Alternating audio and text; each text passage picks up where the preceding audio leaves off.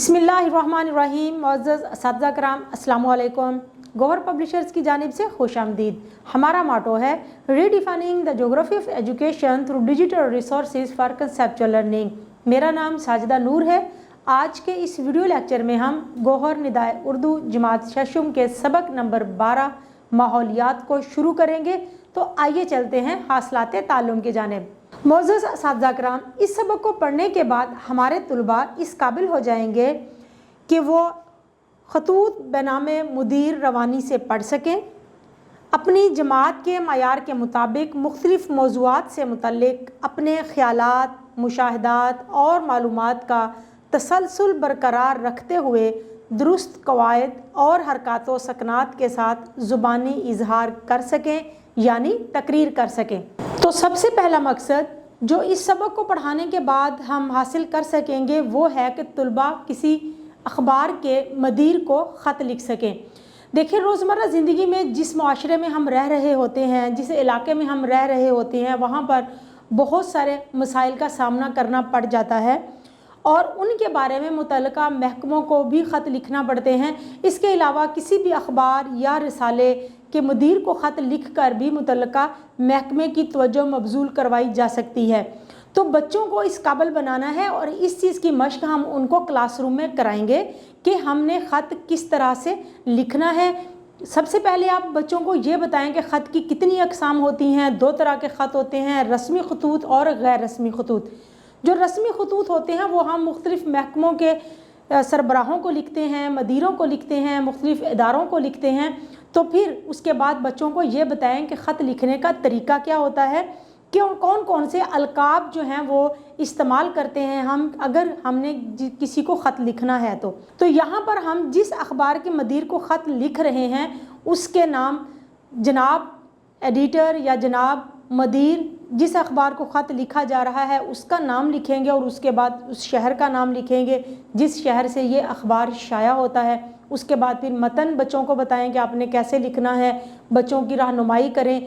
जबकि बच्चे जुमले बनाने के बाद इस काबिल हो चुके हैं कि वो छोटे जुमले, सादा जुमले जिनको हम कहते हैं, मुरक्कब जुमले इस्तेमाल करके ख़त लिख लेंगे। उसके बाद इख्तिताम पर भी जो अलकाब इस्तेमाल करने हैं वो आप बताएं कि रस्मी खतूत में हम उसके बारे में सिर्फ़ दरख्वास्त की तरह से हम बता देते हैं कि ये किस की तरफ से ख़त लिखा गया है, क्योंकि ये एक इज्तिमाई तौर पर ख़त लिखा जा रहा है।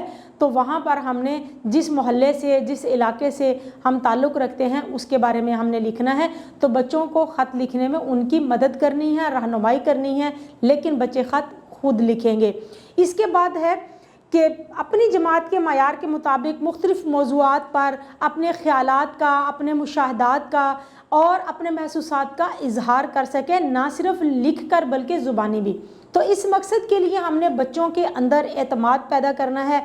बच्चों के अंदर एतमाद किस तरह से पैदा होगा कि वो कहीं भी किसी भी वक्त अपने ख़यालात का इजहार कर सकें। अगर उनको कोई चीज़ अच्छी लग रही है तो उसकी तारीफ़ व तौसीफ़ बयान कर सकें, और अगर कुछ अच्छा नहीं लग रहा तो उसके बारे में जब अपने ख़यालात का इजहार करें तो किस किस्म के अल्फाज और जुमले उनको मुंतखब करना होंगे ताकि सुनने वालों को भी बुरा ना लगे। तो बच्चों को तकरीर करना आना चाहिए। ये मकसद हम इस सबक को पढ़ाने के बाद हासिल करेंगे। अपनी जमात के मयार के मुताबिक नज़म नसर पारे को दुरुस्त तलफ़ुज़, आहंग और हरकत व सकनात के साथ बयान कर सकें, यानी कि बच्चों का पढ़ने का अंदाज़ अच्छा होना चाहिए, रवानी के साथ पढ़ सकें, दुरुस्त उतार चढ़ाव के साथ पढ़ सकें, उनका तलफ़ुज़ अच्छा होना चाहिए। तो इस मकसद के लिए हमारे पास पूरा सबक है, हम उसकी बुलंद ख़ानी करेंगे। तो इसके लिए सबसे पहले आप ख़ुद सबक की बुलंद ख़ानी करेंगे। जो मुश्किल अल्फाज हैं उनके मानी बच्चों को बताएंगे, मुश्किल अल्फाज का तलफ़ुज़ जो है वो वाज़ह करके बताएंगे। बेहतर ये होगा कि बोर्ड इस्तेमाल करते हुए बोर्ड पे वो लफ्ज़ लिखें और आराब के साथ बच्चों को वो लफ्ज़ पढ़ना सिखाएं। उसके बाद उन बच्चों से बुलंद ख़ानी करवाएं जो बच्चे अच्छे अंदाज में पढ़ सकते हैं, जिनकी रीडिंग अच्छी है, जो रवानी से दुरुस्त लफ्ज़ से पढ़ सकते हैं। और फिर आखिर में उन बच्चों से करवाएं जिनको पढ़ने में थोड़ी मुश्किल पेश आती है। इससे ये होगा कि बच्चे जब बार बार सुनेंगे तो उनका तलफ़ुज़ बेहतर हो जाएगा। मायारी और बामानी जुमले बना सकें, یہ ایک اہم سرگرمی ہے کیونکہ جملے بنانا اگر بچوں کو آ جاتا ہے، وہ سادہ جملے بھی ہو سکتے ہیں جن کو ہم مفرد جملے کہتے ہیں، اور وہ مرکب جملے بھی ہو سکتے ہیں۔ اس کے ساتھ ساتھ محاورات کو بھی جملوں میں استعمال کیا جا سکتا ہے۔ تو جب بچوں کو جملے بنانا آ جاتے ہیں تو وہ اپنے انداز میں روانی کے ساتھ مضمون بھی لکھ سکتے ہیں، وہ خط بھی لکھ سکتے ہیں، وہ درخواست بھی لکھ سکتے ہیں، یعنی اپنے خیالات کا اظہار کرنا لکھ کر ان کے لیے آسان ہو جاتا ہے۔ تو یہ ایک بہت اہم سرگرمی ہے۔ اس کے لیے آپ نے بچوں کی حوصلہ افزائی کرنی ہے کہ بچے خود سے جملے لکھیں۔ ہاں، جملے کو ایک مناسب جملہ بنانے میں آپ بچوں کی رہنمائی ضرور کر سکتے ہیں۔ عنوان کی مدد سے محاورات کا استعمال کرتے ہوئے کم از کم 150 الفاظ پر مشتمل کہانی لکھ سکیں۔ جی، اب بچوں نے کام کرنا ہے کہانی لکھنے کا۔ تو کہانی لکھنے کے لیے جب بچے چھوٹے چھوٹے جملے بنانا سیکھ جاتے ہیں تو کہانی لکھنا بھی ان کے لیے آسان ہو جاتا ہے۔ لیکن اس مقصد کے لیے آپ نے بچوں کی رہنمائی کرنی ہے کہ کہانی لکھنے کے کچھ اصول ہوتے ہیں۔ کہانی ہمیشہ صیغہ ماضی میں لکھی جاتی ہے۔ سب سے پہلے کہانی کا عنوان منتخب کریں، کردار منتخب کریں، اس کے بعد پھر کہانی لکھیں۔ 3 حصے ہوتے ہیں، ابتدا میں تعارف کروائیں، پھر عروج پر جائیں اور آہستہ آہستہ آخر میں اخلاقی نتیجہ پر پہنچ جائیں، اور پھر آخر میں اس کا جو اخلاقی سبق ہے وہ لکھنا نہ بھولیں۔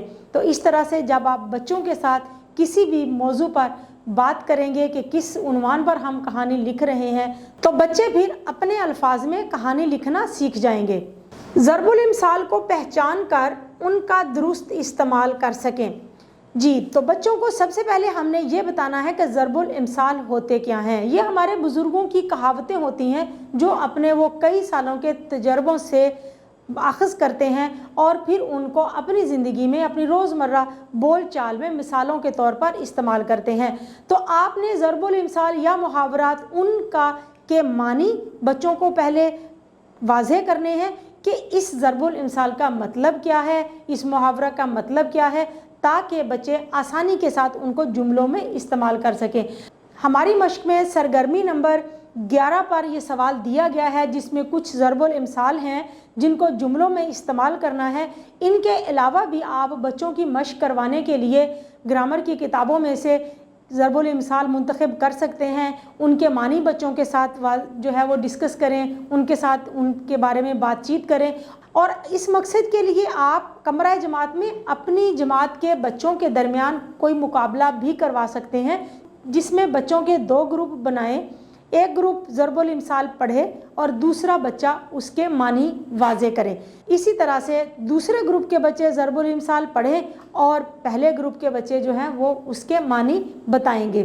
تو اس طرح سے بچوں کے اندر ایک صحت مند مقابلہ کی سرگرمی بھی ہو جائے گی اور بچے ضرب الامثال کا استعمال اور اس کے معنی سیکھ جائیں گے۔ متضاد الفاظ عبارت میں پہچان اور استعمال کر سکیں۔ متضاد الفاظ کیا ہوتے ہیں؟ متضاد الفاظ کسی بھی لفظ کی ضد ہوتے ہیں یا اس کا الٹ بھی ہم کہہ سکتے ہیں، لیکن عام روٹین میں جب ہم الفاظ کے متضاد سیکھ رہے ہوں تو ہمارے لیے یہ بتانا آسان ہو جاتا ہے، لیکن جب عبارت میں ہم نے استعمال کرنا ہوتا ہے تو بعض اوقات پورا کا پورا جملہ ہی بدل جاتا ہے۔ تو اس وجہ سے بچوں کو جملوں کے اندر متضاد الفاظ کا استعمال تھوڑا مشکل بھی لگتا ہے اور کرنا بھی آنا چاہیے۔ تو ہمیں کیا کرنا ہے؟ اس کے لیے ہمیں بچوں کو مشق کروانی ہے۔